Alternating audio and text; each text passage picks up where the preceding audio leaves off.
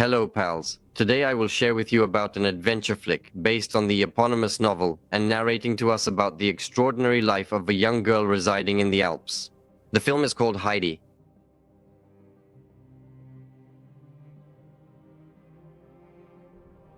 The main character of the painting is a 5-year-old girl named Heidi. Her mother died, and the child was left to live with her aunt Detta. A woman plans to get rid of her child and decides to send her to live in the mountains with her native grandfather Alpok, a man who, according to other residents, is an atheist and prefers solitude. When Detta comes to the old man and asks him to take her granddaughter for upbringing, saying that she has found a job in Frankfurt and cannot take the child there, the hermit drives them away. The girl runs around the corner, where she asks Heidi to stay with her grandfather and says that he will not harm her. Detta gives her a bag with things and runs away, leaving the child alone. Heidi has no choice but to return to the Alps. Seeing the girl, the old man gets angry. He shouts after children, so that she took the child and drove away Heidi, saying that she should go after her aunt, but Heidi declares that she is not needed by the children. Alpochi enters the house and closes the door, leaving Heidi outside. He doesn't react at all to the child's request to let her in. He watches the girl through the window and sees her entering the shed with her things. The child spends the night in Klivu with the animals. In the morning, Alpochi takes her to the pastor. He examines the girl, saying that she is completely healthy and will not cause any trouble. However, the old man categorically opposes Hyde staying with him. The pastor agrees to pick up the girl in 3 days when he will be leaving for another city. However, she will need to stay at Alpoki until then. The priest reminds the old man that the duty of a Christian is to take care of his grandchildren. Returning home, the man allows Hattie to enter the hut. Looking for a place to stay, she is surprised to find that her grandfather only has one chair and one bed. She climbs up to the attic filled with straw and settles there. Heidi states that she enjoys her new residence. During the morning, she encounters a young shepherd boy named Peter. Alpochi gives his granddaughter cheese and meat, asks Peter to take her to the mountains. While the girl plays with the goats, the boy decides to indulge in her provisions. On her return, Heidi sees her cheese nibbled and asks her friend who did it, seeking to find the culprit. But the boy calmly lies that probably it was animals. During their conversation, two goats start fighting each other. Peter rushes to separate them, starts hitting them with a stick. Heidi begins to drag him away from the animals, asking him not to beat them anymore. She makes a promise to provide him with half of her food every day on the condition that he ceases to beat animals. The man is fully satisfied with the agreement, and they shake hands. Peter informs his new friend that there is a rumor circulating among the villagers that her grandfather was responsible for someone's death. The hard one shocks. Returning home, she doesn't eat and says she will spend the night in the barn. Alpok understands what's happening. He is surprised she will believe in Peter's history. In response to Heidi's query about whether what she was told is true, the old man answers she should decide whether to believe gossip or trust her own eyes and heart. After hesitating for a moment, the child throws himself around Alpok's neck and wishes him good night, then runs off to sleep in the attic. The next day, Heidi tells Peter that she will soon leave with the pastor. This news upsets the boy.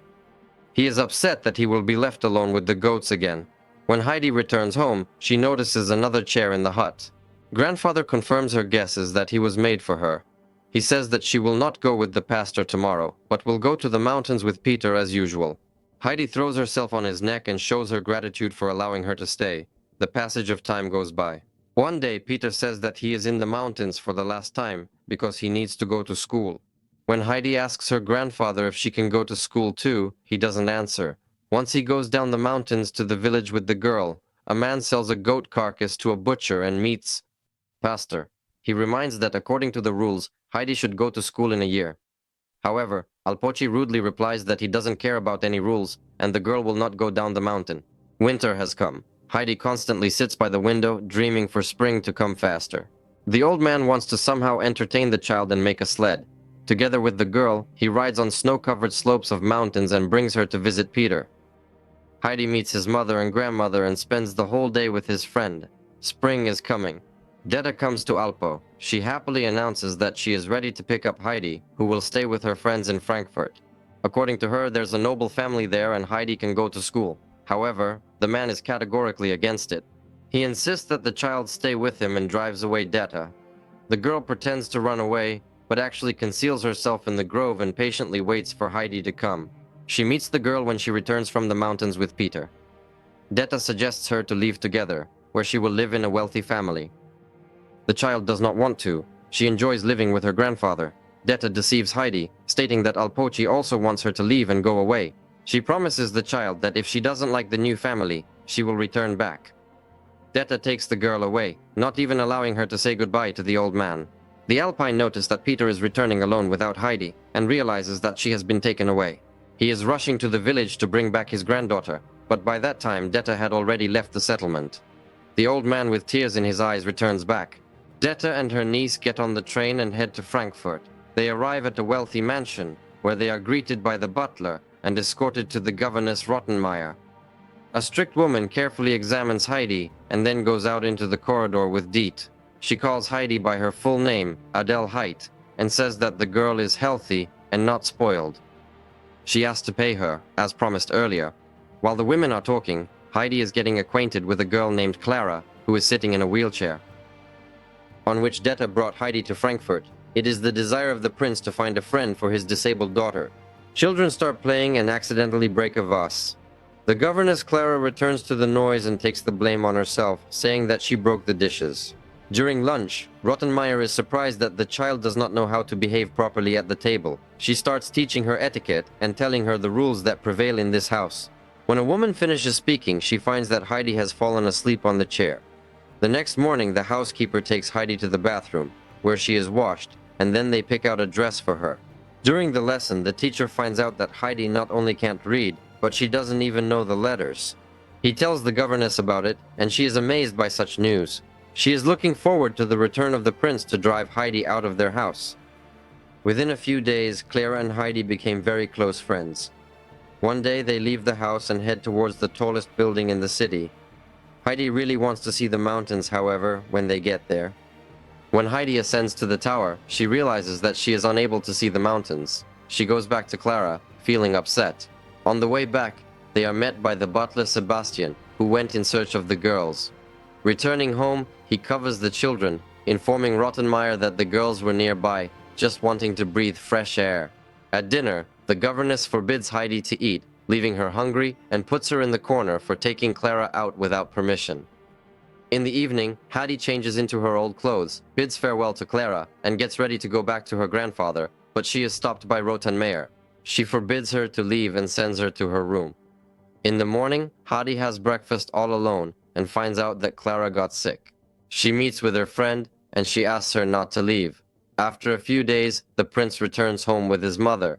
Clara is glad to see them again. The governess tells the owner that Heidi is unsuitable for communication with Clara, as she behaves wildly, can't read, undermining her performance. Grandma doesn't listen to Rottenmeier and will ensure everything herself. After time with Heidi, the grandmother draws good conclusions. She tells her son that if he spends time with a girl, she learns to read. However, she noticed that Heidi is very unhappy, and she doesn't like living in the mansion.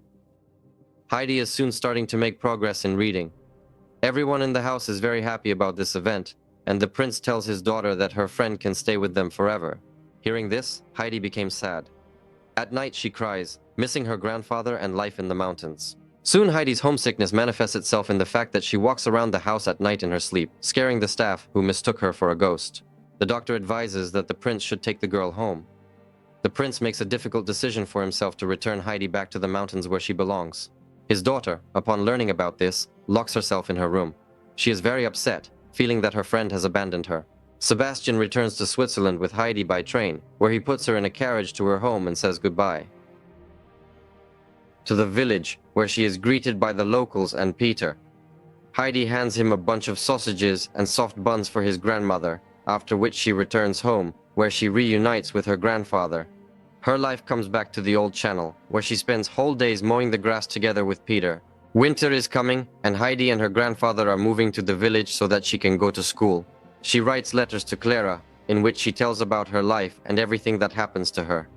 Grandma Clara reads her a message, and the girl is sad that she didn't even say goodbye to her friend. Grandma allows granddaughter to visit Heidi in mountains. Few days later, friends reunite.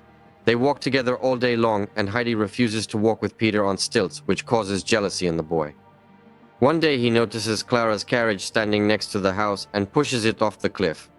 When Alpochi lowers the girl from the attic, they discover that the chair is missing. The man spots Peter far away and realizes the guy can't accept being replaced by Clara.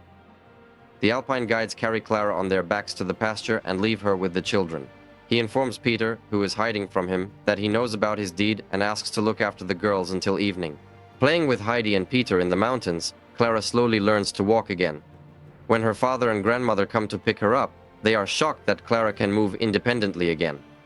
Before leaving, Clara's grandmother gives Heidi a notebook so that she can fulfill her dream of becoming a writer. Clara bids farewell to her friend and departs. Both families continue to be good friends and maintain contact with one another. Friends, thank you for watching.